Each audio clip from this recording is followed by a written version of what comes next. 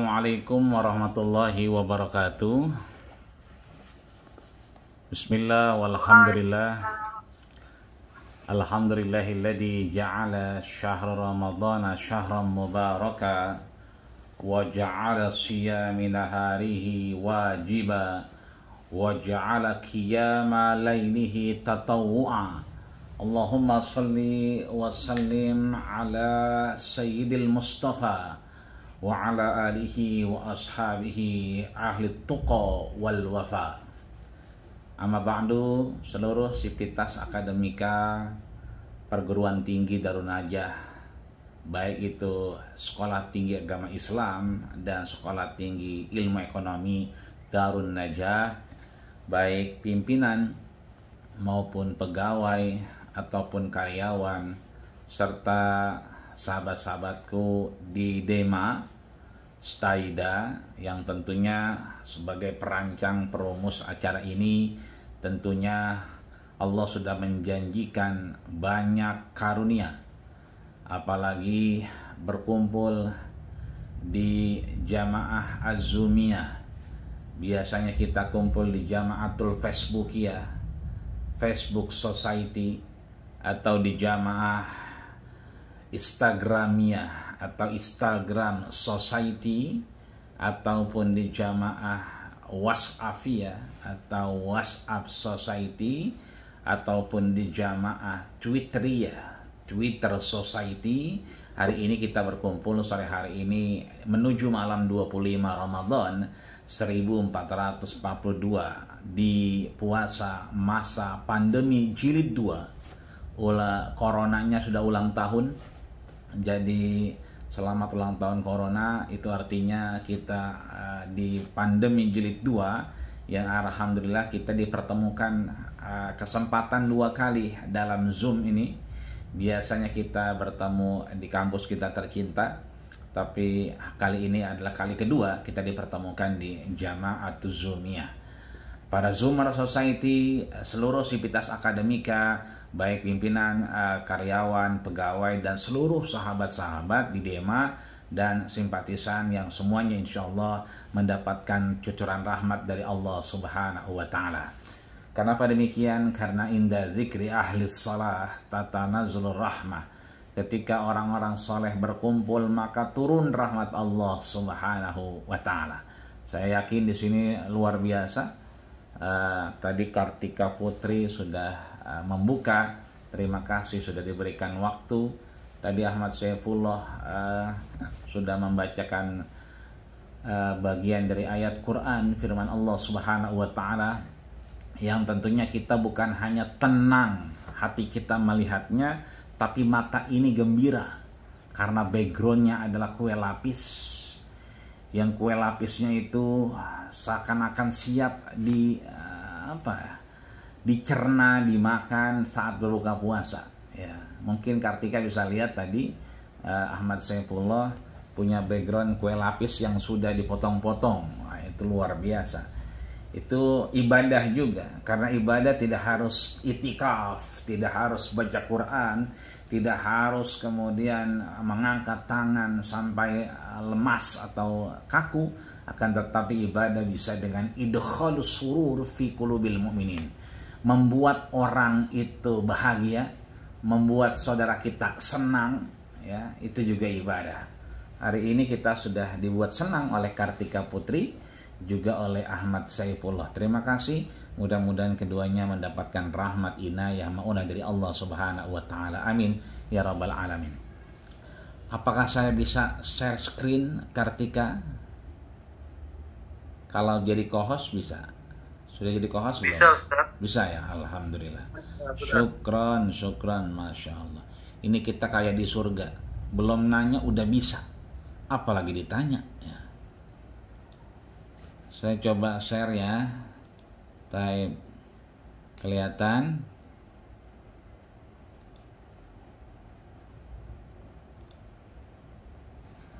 Kelihatan ya? Kelihatan, Ustaz. Alhamdulillah. Kalau nggak kelihatan, saya yang banyak dosa berarti. Baik, di luar saya ada jendela 2, kanan 1, belakang saya 1 jendelanya. Jadi terdengar sekali suara rintik-rintik hujan. Saya tidak tahu di tempat jamaah Zumiyah yang lain apakah hujan juga rumahnya.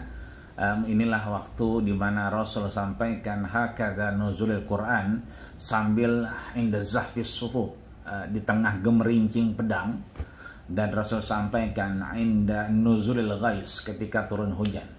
Maka mudah-mudahan segala asa, segala rasa, doa-doa kita, mudah-mudahan kita menggapai malam Lailatul Qadar, menggapai keberkahan Lailatul Qadar, malam yang lebih bagus, lebih baik dari 1000 bulan, untuk kemudian kita insya Allah juga bagian yang diampuni dosa dan kesalahan kita, dan tentunya kita diberikan kesempatan oleh Allah mudah-mudahan untuk bermanfaat bagi umat, dan tentunya keberkahan umur panjang sehingga berada dalam taat kepada Allah Subhanahu wa taala. Maka izinkan saya di sini mungkin kalau lihat judulnya sedikit melo ya. Memaafkan haruskah melupakan? Ini kayak judul lagu LP Sukaisi sebetulnya. Ya. Tapi jangan lihat judulnya, tapi inilah yang sering terucap, sering kali terjadi di tatanan masyarakat. Terkhusus saya tinggal di Joglo, hampir saya di sini Betawi, tapi belakangan urbannya luar biasa, ada Jawa, ada Madura. Saya bertetangga dengan orang Madura 2, kemudian juga bertetangga dengan orang Sumatera, kemudian juga Jawa juga banyak ya. Kalau beli sayuran harus pakai bahasa Jawa sekarang, karena banyak sekali Jawa, dan tentunya juga hegemoninya juga luar biasa. Kalau dulu saya berdampingan dengan orang-orang yang seiman, sekarang saya berdampingan dengan orang Nasrani dan orang Protestan. Itu artinya luar biasa.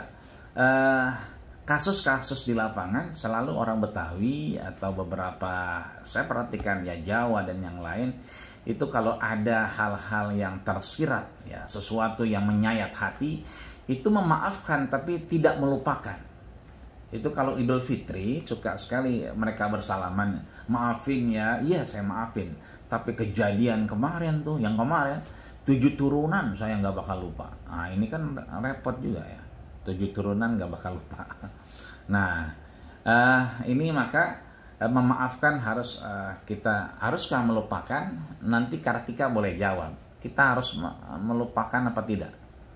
Ya, jangan diidentikan dengan mantan ya. Ya, kalau mantan memang harus letakkan mantan pada tempatnya. Ya, memang harus, jadi harus dilupakan. Kalau ini memaafkan kategori kesalahan, kehilafan kita yang pernah kita lakukan di hadapan sesama manusia. Kemudian ini ada kaidah memaafkan ya.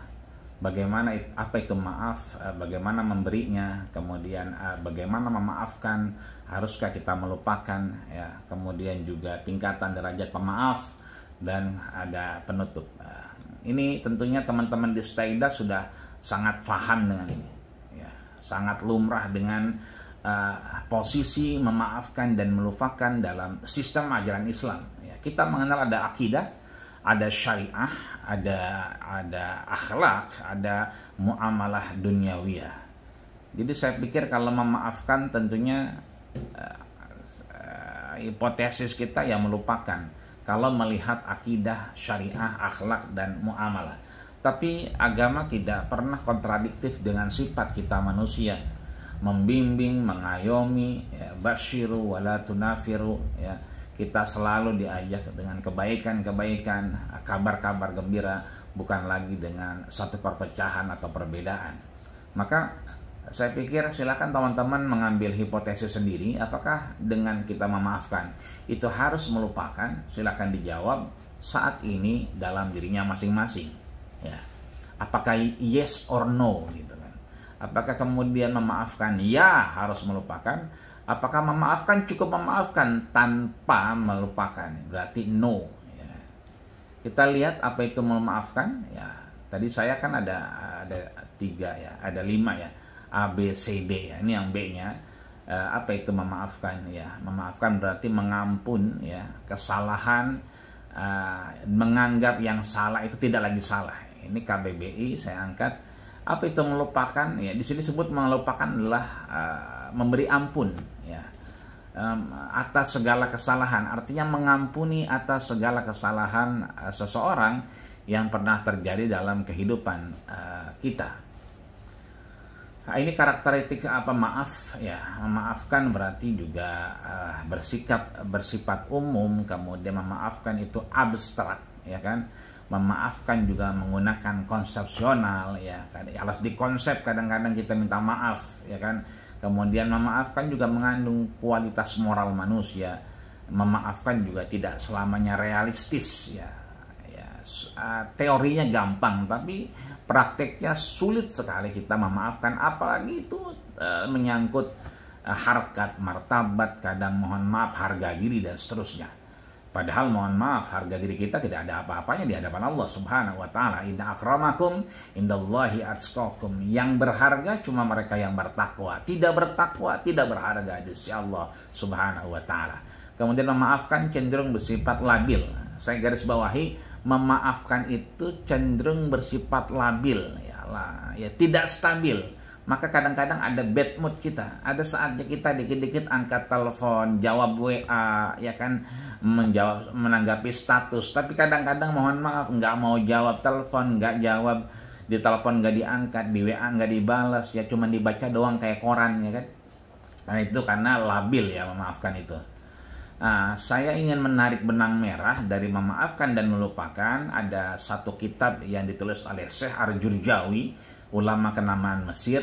Itu yang penting nilainya. Ada kitabnya bagus, itu boleh dicari. Di Gunung Agung ada, di Gramet ada, bahkan di Kuitang itu banyak di pinggir-pinggir jalan. Ya, kitabnya itu Hikmatut Tasyri' wa Falsafatuhu. Hikmah di syariatkannya kita ibadah di hadapan Allah dan landasan filosofinya. Itu yang penting nilainya. Kita bisa mengambil nilainya atau tidak dari situ. Bagaimana kita memberi maaf, ya kan? Ayo mulai sekarang nggak usah gengsi. Mau kita bos, atasan, mau kita kakak kelas, cutting, ya kan? Mau kita itu adik kelas dan seterusnya, nggak usah, ya kan? Kalau emang kita minta maaf aja. Yang kedua, nggak usah nunggu, ya, karena ajal itu mohon maaf datang fajta'ti faj'atan, sekonyong-konyong datangnya, nggak pakai aturan main, ya, nggak pakai urusan abjad dan seterusnya. Kemudian hindari perasaan kita lebih suci, kita lebih benar, ya kan. Saya mengajak teman-teman jamaah Azumiyah di puasa ke-24, malam ke-25 ganjil ini, ayo kita pinter merasa, jangan merasa pinter. Kalau merasa pinter, tadi melahirkan sok suci, sok benar, orang lain salah, dan seterusnya. Tapi kalau pinter merasa, kita merasa bahwa kita masih sangat tidak seperti apa yang kita pikirkan. Boleh jadi kesalahan itu berulang, hanya kesempatannya saat ini oleh teman kita, tapi ke depan akan kita yang mengalami kesalahan. Nah, perlu diingat yang paling dekat dengan kita bukan orang tua, bukan istri, bukan anak, bukan CS, tapi yang paling dekat dengan kita adalah setan. Inna syaitana yajri kama majrad dam. Dia ada di pembuluh darah kita. Memaafkan benarkah sulit? Luar biasa, ya. Memaafkan itu susah sekali, sulit, ya. Pada prakteknya itu luar biasa. Ahmad Saifullah udah merubah backgroundnya. Tadi backgroundnya itu kue lapis dipotong.